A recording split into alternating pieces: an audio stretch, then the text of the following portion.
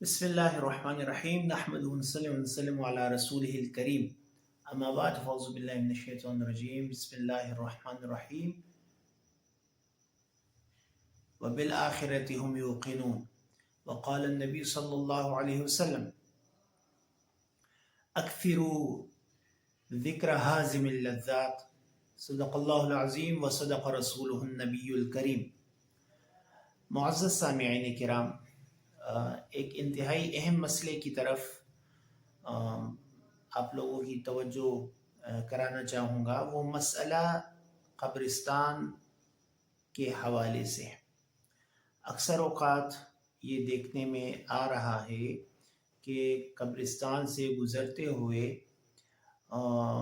بعض لوگ قبروں کو رونتے ہوئے جاتے ہیں، یا بعض اوقات ایسا بھی دیکھا گیا ہے، مشاہدے میں آیا ہے کہ قبروں پر وہ تکیے لگائے ہوئے بیٹھے ہوتے ہیں، خصوصاً جب کوئی فوتگی ہوتی ہے اور قبرستان میت کو لے جایا جاتا ہے دفنانے کے لیے، تو دوسرے جو آنے والے زائرین ہوتے ہیں وہ قبروں پر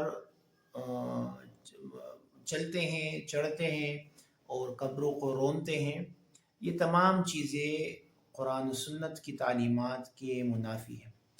یہ بات ذہن میں رکھ لی جائے کہ ایک مسلمان ہونے کی حیثیت سے یہ ہمارا عقیدہ ہے کہ آخرت یہ ایک اٹل حقیقت ہے جس پر ایمان رکھنا یہ ہمارے ایمان کا حصہ ہے، اور اس کا کسی بھی طرح سے انکار یہ اسلام ایک مسلمان کو دائرہ اسلام سے خارج کر دیتا ہے. اسی وجہ سے نبی صلی اللہ علیہ وسلم نے ان کی بعض احادیث ہے جس میں آپ علیہ السلام نے یہ فرمایا کہ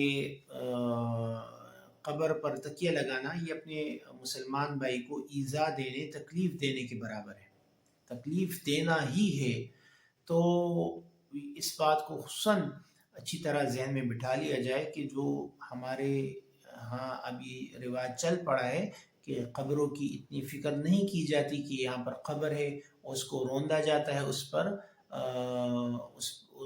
اس کو پار کیا جاتا ہے، اس پر چپلوں سمیت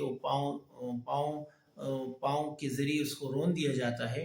تو یہ اسلام کی تعلیمات کے منافی ہے. ہمارا جو آخرت کا عقیدہ ہے اس کی جو پہلی منزل ہے وہ قبر ہے.